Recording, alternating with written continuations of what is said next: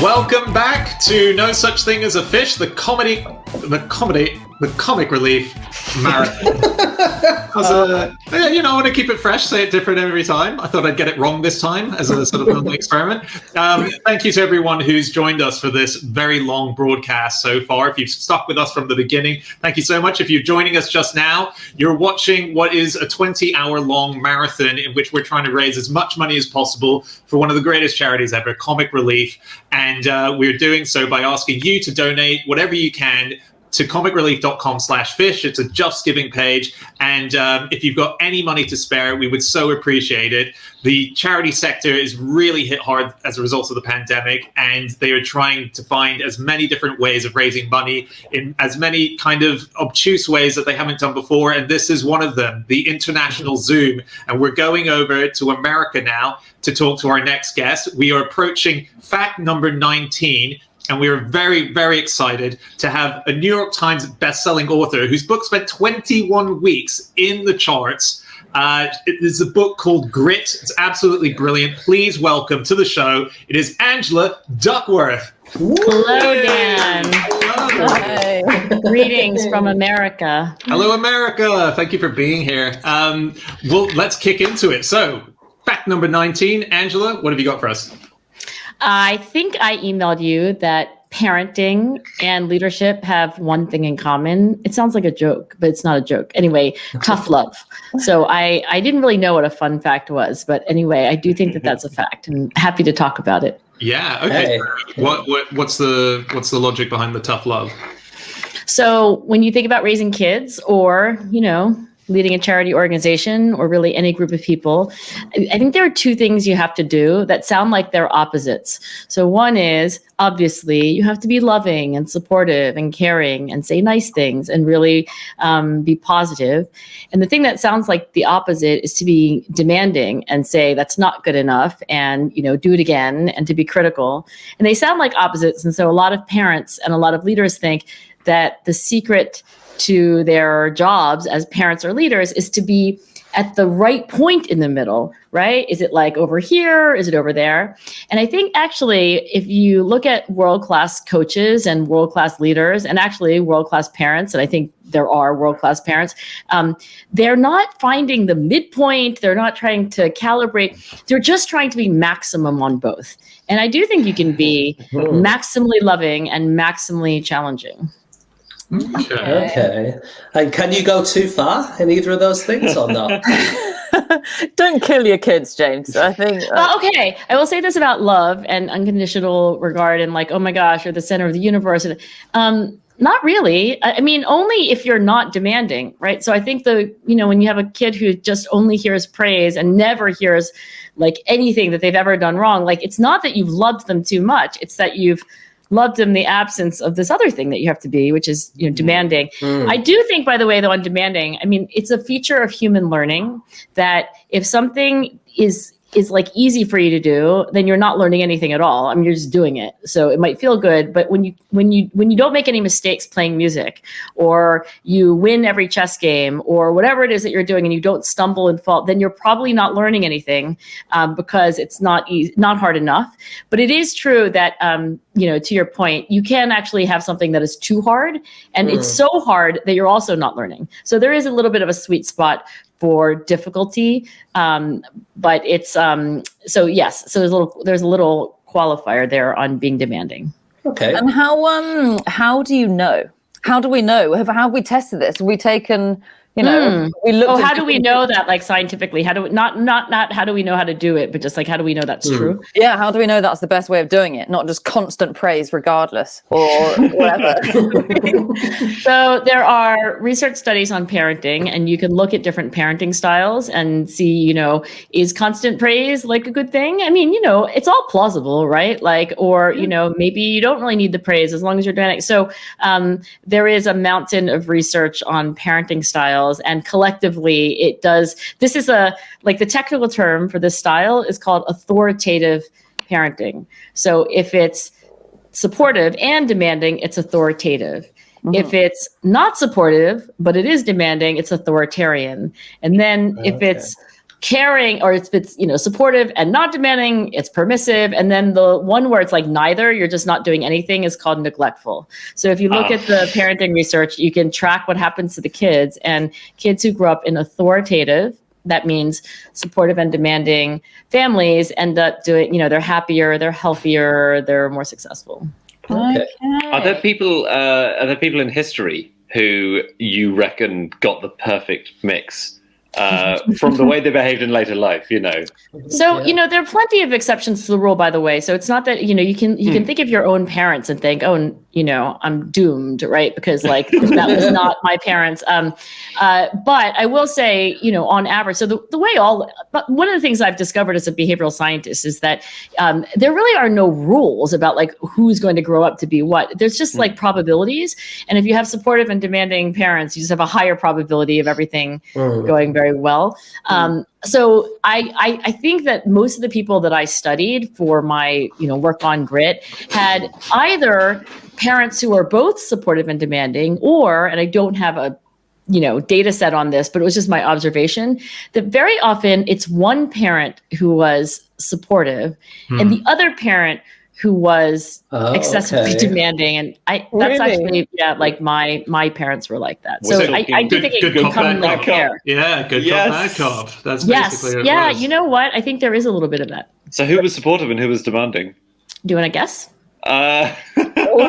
You've given us very little to work with. Yeah. But I've also got, Anna, I've got a 50-50 chance. I'm going to say... You do. That's not bad. And you can go on stereotype. You can do whatever you want. I'll say your mother was supportive and your father was demanding.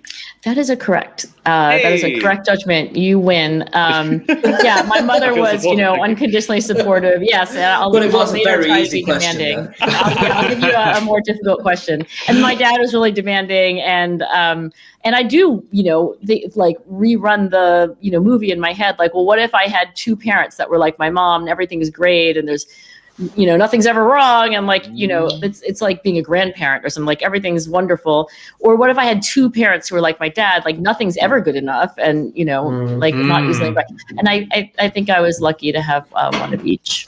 Do you think they was it a drawing straws thing before you were born? You're like, oh God, I have to be the bad guy the whole time? Well, interestingly, I don't know about the UK or the rest of the world, but there is this phrase over here in the United States of tiger parenting. Oh yeah. You have that? Do you know what that is? Okay, I didn't know whether that was I've heard of tiger America, but I can't remember what it means. Yeah, you'll need to explain that. Well, Andy sounds like he knows. Well, I've heard of tiger mother as a phrase. Yes, and that is why I wondered which way you were going to go with your guess. Because so this was a phrase that was sort of circulating colloquially, but then was made very famous by a Yale law school professor named Amy Chua, who wrote a best-selling book of her own called Battle Hymn of the Tiger Mom. So I think that's where you're picking that up. And the stereotype of this mom, it is usually the mom in the stereotype anyway, is that it's the mom who's incredibly demanding. I don't know what the dad is doing, but so I did not grow up with a tiger mom. Okay. And that's probably for the best. Is a tiger mother's pushy? I can't work out how a mother of a tiger could be pushy to cubs. So I am just gonna guess that none of you had real tiger moms. So I recently met a young man who shall remain nameless because I want to protect the identity of his mom. And he was a dutiful Chinese son who did what his very demanding mother asked him to do, which is to go to medical school. First to play piano very seriously, and then to study science, and then go to medical school, right? And at some point, and I think it's in his 20s or so, he decided that none of this was his idea. And when he describes, so he's making a questionnaire to see whether your parents were tiger parents and, whether your mother or your father. And when I look at the items on this questionnaire, I think, wow, I don't think white people have any idea what it means to have a real tiger parent. If I get, below a perfect score on an exam, I get sent to my room for a day and nobody talks to me. Wow. I mean, they're it's a stereotype, I think, but I think there probably are some, grains of truth in that. Yeah. I was actually wondering if actual tigers do it. It's the I tiger. don't know why it comes from tiger. Are we unfairly Asian. maligning them? I thought it was an Asian thing. Yeah, I think that. I don't know. I don't know why Asians are I guess there are tigers in Asia. Yeah. I don't really know. It's so interesting. When we've been doing this podcast for 365 episodes now, and a lot of the times in the facts we hear about the parenting techniques of various people from history that have sort of been written back. The most recent one, we did a fact about Stephen King, and he used to love audiobooks so much, but he could never often find the audiobook that he wanted to listen to. So what he'd do is he would shove one of his 3 kids into a room with a tape recorder, make them read the book out entirely, so then he could listen to it as an audiobook. And he used to, at the dinner table, along with his wife Tabitha, make them all read books out loud. Lord of the Rings, they'd each do a passage or a chapter and pass it to the next person.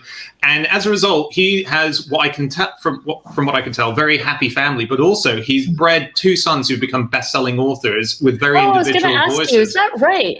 Yeah, Joe Hill, who's a very big comic book writer, and last year both him and his dad Stephen were in the New York Times bestseller list at the same time the top 10. Yeah, and it's a sort of, I have a 3-year-old, and it's sort of a thing where I'm looking around at all these things, going, has anyone collated all of these quirky ways and looked at them and gone, is that something we should be doing with our kids? It could be done that it's easier to be a best-selling author if your father was a best-selling author. There could be lots of doors open. And a lot of doors closed apparently as well. From what they've been, there's a big shadow there as well. Oh right.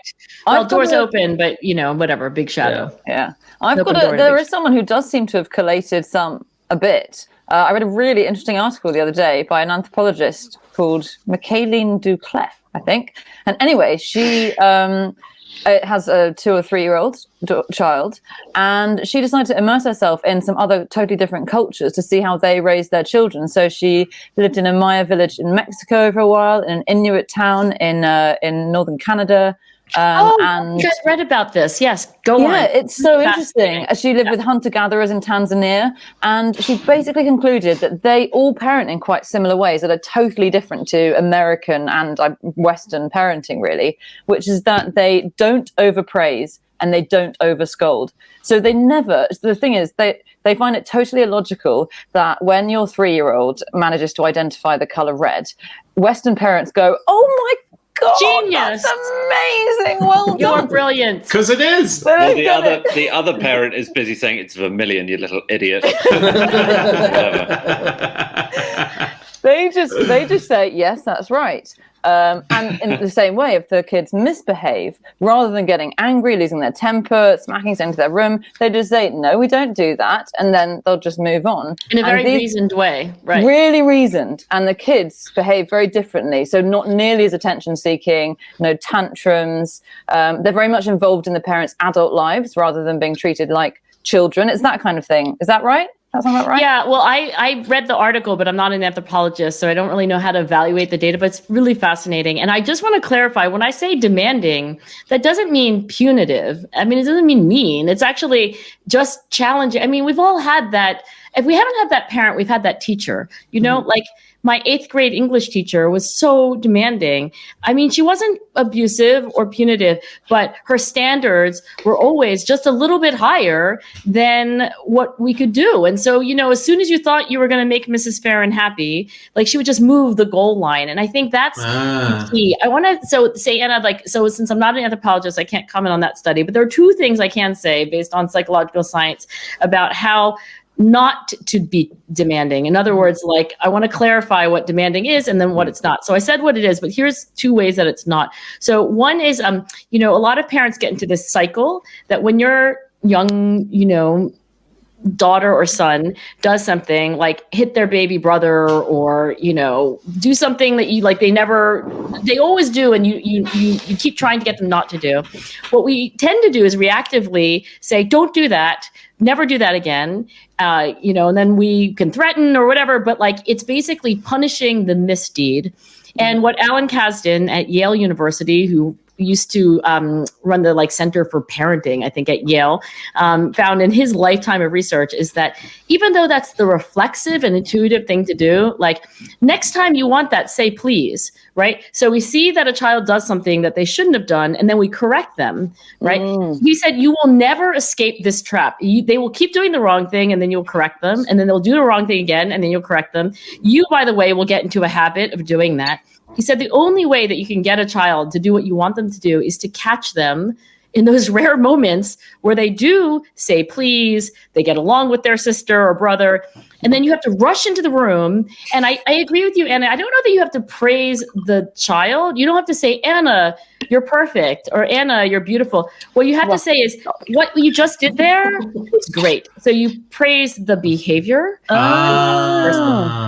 So I would say that's the other thing I want to say. So based on science, the idea of spending all of our time saying you're beautiful, you're perfect, you're smart, you're brilliant, it's better just to focus on what they're doing, which sounds a little bit, I think, what these parents might be doing, but yes, not the scientists who did that stuff. You're a little asshole, but that thing you just did was actually all right. That kind of thing. or you can omit the first part and just go to the action.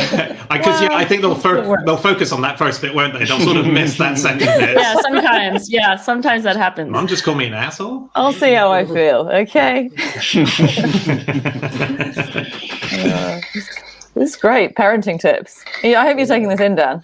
I am, but I am an overpraiser, unfortunately, and I feel like I'm going to find it quite hard to stop. How old are your children, Dan? 3 and a 10-month-old as well. But the 3-year-old is where it's turning now into conversational. He can understand the parenting that's going on now and questions it. So give me an example of your praise. What have you been praising your 3-year-old for? He had a absolute rockin' poo the other day in the toilet, and he sat himself on the seat.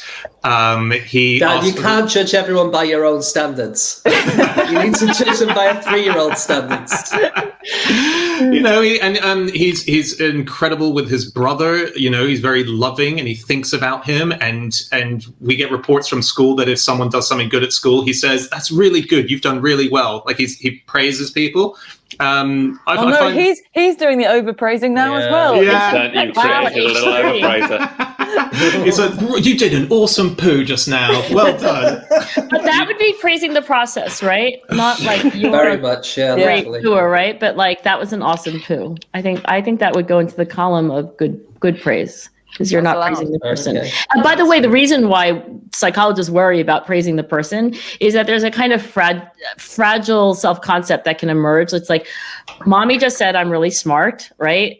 And then you don't want to ever show that you're not smart, right? Or oh, you're my happy little girl, right? And then, for 2, 3, 4, 7 weeks in a row, you're not happy and you're 21 and you're oh, I'll never.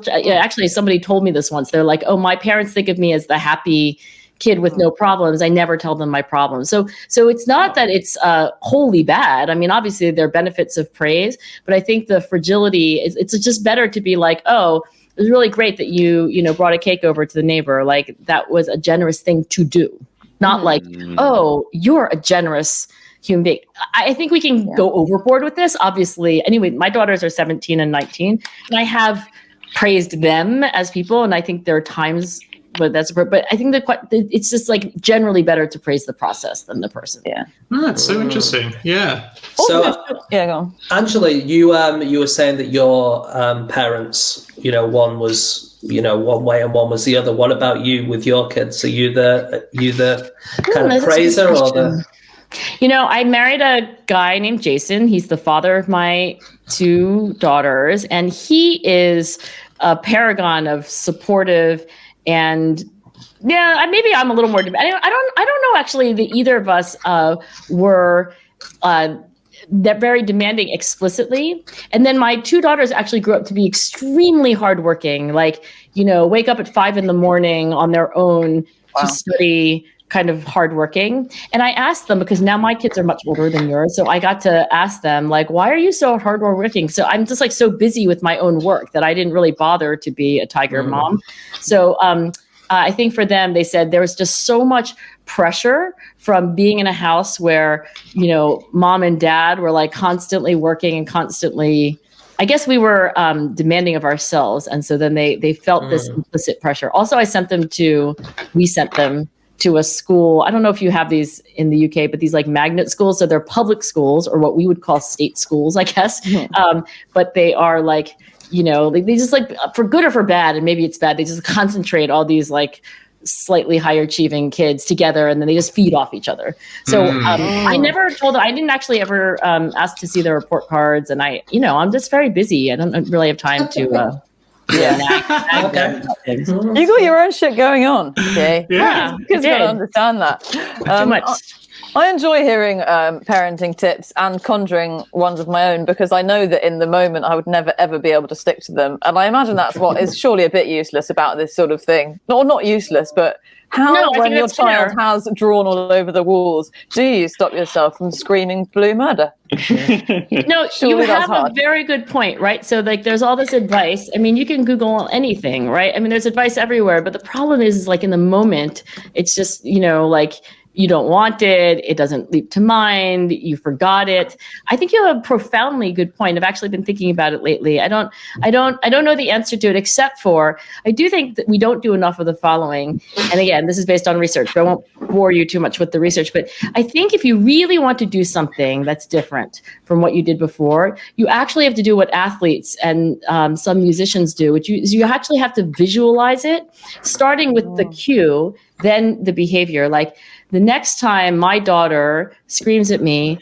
then I will take 3 breaths before I say anything. And you really have to play that movie in your head vividly, starting with her, you know, telling you something that's going to make you send you off, and then like watch yourself do that like over and over and over again. And I do think that like many of us like never do that, right? You just react in the moment. But if you plant a sort of like, you know, sequence in advance and you rehearse it, there's a clever, yeah. A few other kind of things that we've done on the podcast is when the parent then kind of starts acting like the child in the future. So for example, Charles Dickens's dad, once Charles Dickens got massively famous, used to go around London and he would eat in very expensive restaurants. And then when the bill came, he said, well, my son's Charles Dickens, he'll pay for this. And built up so many bills that would be sent to Charles Dickens that Charles Dickens took an ad out in the newspapers that said, if my father is eating at your establishment, make him pay. I am not paying for this little waster anymore. Is that a true story? Yeah, it's a true story. And you know, Victor Hugo, we did a fact about Victor Hugo, and his dad also was very much this kind of character that was like, once he was famous, I want to get into this story now. The fact we did is that he had he bragged all the time about the exact spot where he conceived with Victor Hugo's mum on this French mountain. Presumably in the bedroom, but no. It's like next to a temple, and there's a plaque now that sits there that says this is the spot where Victor Hugo was conceived. But the dad was the same, and they all had to rein them in, and I love that. I love that. Are these stories true? By the way, they're so good. I wonder. Yes. Okay, got it. And I didn't know Charles Dickens actually saw wealth in his lifetime. He wasn't like he saw big wealth. He was famous within his own lifetime. There's an amazing street which is just in Covent Garden where we record our podcast. So at the moment, there's a TGI Fridays there. And it's that's lovely. Yeah, in this TGI Fridays, before it was a workhouse, and Dickens used to live there. And underneath it, there was a boot polishing where he used to put black polish into tins, and he used to sit in the window of it to show that it was fresh. And he used to do it with his friend, who was called Fagin, which is where that name came from. So on this street, is that Great Expectations? Oliver Twist. Oliver Twist. Oh, yes. And so if you walk literally 20 seconds down the road, you get to a theatre where when Dickens started making money, he used to go every single night. He was still quite poor, and he used to go and he used to sit there and he would watch the actors, and that was his big first thing. He was into theatre. And that was 20 seconds walk from where he was at the workhouse. 20 more seconds down the road, you reach a club, which was the first gentleman's club, called Rules, the most expensive club in the UK for its time. And gentleman's club, the way I think it's a gentleman's club. And a sort of a cocktail lounge, like a cat. It's a very stuffy restaurant. Yeah. And back in the day, it was the first of its kind, and it was very good. Oh, that kind of like a real gentleman's club. No strippers. Anything. No pole dancing. And so in the space of this 1.5 minute walk that you would do, you go from the workhouse, poverty-stricken Dickens to the richest, most famous man, or at least the most famous man, not richest, in the country virtually in his own lifetime. It's an extraordinary one stretch. How did I miss that? I went to Oxford for 2 years and I didn't go to the TGI Fridays. The TGI Fridays is a really good one. Yeah. It's one of the best. I couldn't afford anything ever in London except for there was that one place, like I don't know what it was called, but like it was like a buffet. It was like the only place I ever ate in London because it was the only thing I could ever eat. I'm so happy that after what an extraordinary story I just told you, that you came away with it's a TGI Fridays. I can't remember which one. No, but the TGI Fridays caught my attention too. I know there are all these tragic stories of impoverished writers, and I'm glad to know that was not the story of Charles Dickens. Yeah, he saw mega wealth in his lifetime. Fat and wealthy, and Angela, we are going to have to wrap up in a second. Right, I got to go to bed. So wonderful meeting you. And as Anna said just before we started, her husband Bean is a massive fan. So he's going to bed now, finally. Yeah. This is the only bit he's watched of this show, apparently, this one interview. Thank you for joining us. We're very happy to meet you, and we'll see you again soon, hopefully. Before I go to bed, I will make a donation. I think it's great you're doing. Oh, thank you so much. Thank you. Yes, and to everyone else who's watching, if you can continue to make donations, we are doing so well. We are now on £77,000 that we've raised for comic relief. This is going so well. Thank you so much. Don't go away. We'll be back in a couple of minutes with the lead singer of Slipknot. It's Corey Taylor. See you then.